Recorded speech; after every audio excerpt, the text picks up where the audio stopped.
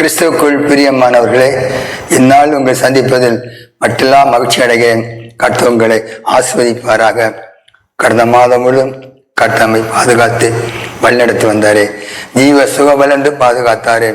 நமக்கு திறந்த வாசலை நமக்கு வைத்து அதன் வழியாய் கடந்து சென்று நான் நன்மைகளை அனுபவிக்க, இன்பத்தை அனுபவிக்க அவர் அந்த மேலான கிருபையை நினைத்து நன்றி செலுத்துவோமே, நன்றி செலுத்துவோமே.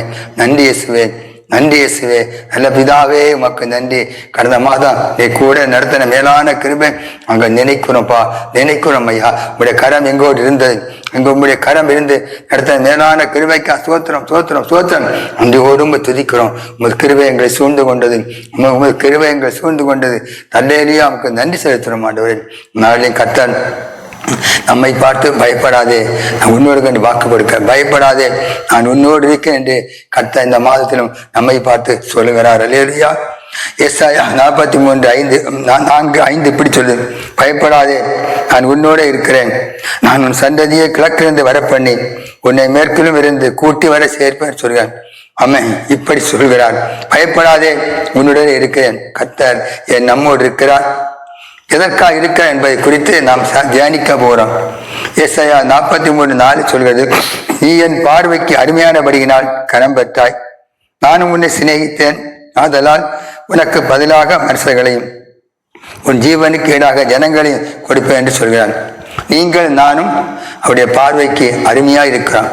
ஆகவே நம்மை கனப்படுத்தி நம்மை சிநேகிக்கிறார். அவர் நம் பார்வைக்கு அருமையானபடியால் நம்ம கர்த்தர் நம்ம சிநேகிக்கிறார். ஆகவே நமக்கு மனுஷர்களையும் ஜனங்களையும் தரும்படி அவர் நம்மோடு இருக்கிறார். அன்று இஸ்ரவேலரை மீட்பதற்காக எகிப்தையும் எத்தியோப்பியாவையும் சேபாவையும் பாரசீக மண்ணை வெற்றி கொள்ள ஆண்டவர் வழிவகுத்தார் என்று வேதத்தில் வாசிக்கிறோம். அதாவது கோரேசை கொண்டு கர்த்தர் அடிமைத்தனத்தில் ஜனங்களை விடுவித்தார் என்று வேதம் சொல்லுது. அவனமா என்று உங்களை என்னை கர்த்தர் பயன்படுத்தி பல வகையான அடிமைத்தனத்திற்கு ஜனங்களை விடுவிக்க கர்த்தர் நம்மை பயன்படுத்துவார். தேசத்தில் நாம் பிரயாசப்படும் போது அந்த ஜனங்களை நமக்கு உழைப்புக்கு ஈடாக கொடுப்பார்.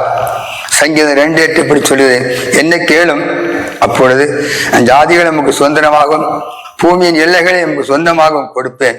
அவரை நோக்கி நாம் அடிமைத்தனத்திற்கு ஆத்துமாக்களுக்காக ஜெபிக்கும் போது கர்த்தர் அவர்களை நமக்கு கொடுப்பார்.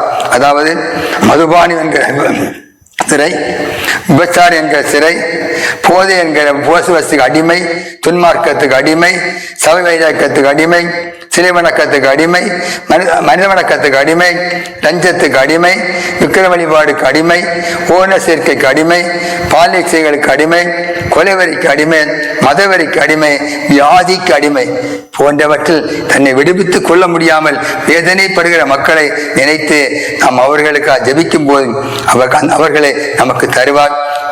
நாம் அவர்களை சொந்தமாக்கிக் கொள்வோம். அதற்காகத்தான்.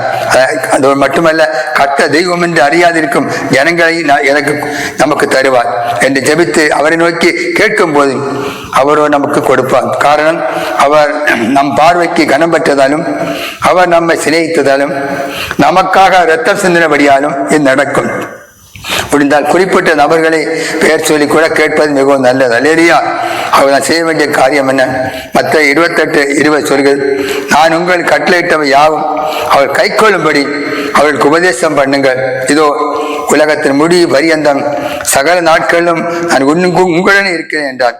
இயேசுவை ஏற்றுக்கொள்ளாத ஜனங்களுக்கு அவரை குறித்து சுவிசேஷம் அறிவிக்கும்படி அவர்களை இயேசு அண்டைக்கு கொண்டு வர பாடுபடும்படியாகத்தான் அவர் நம்மோடு இருக்கிறார். ஆகவே நாம் எதற்கும் பயப்படாமல் இருந்து கர்த்தருக்காக உழைப்போம். அவர் நம் மகிழ்ச்சியை கொள்ளும்படி ஆத்துமாக்கள் தந்து நம்மை ஆசீர்வதிப்பார். அல்லேலூயா. ஜெபிப்போமே. இங்க நேசிக்கிற அருமை தகப்பனே, இந்த மாதத்துக்காக நாங்கள் நன்றி செலுத்துறோம்ப்பா. இந்த வருடத்தை 4வது மாதத்தை எனக்கு தந்த மேலான கிருபைக்கு நன்றி, மேலான கிருபைக்கு நன்றி ஆண்டவர். மாத்திரம் பயப்படாதே, எங்கோடு இருப்பேன் வாக்கு கொடுத்தேன்.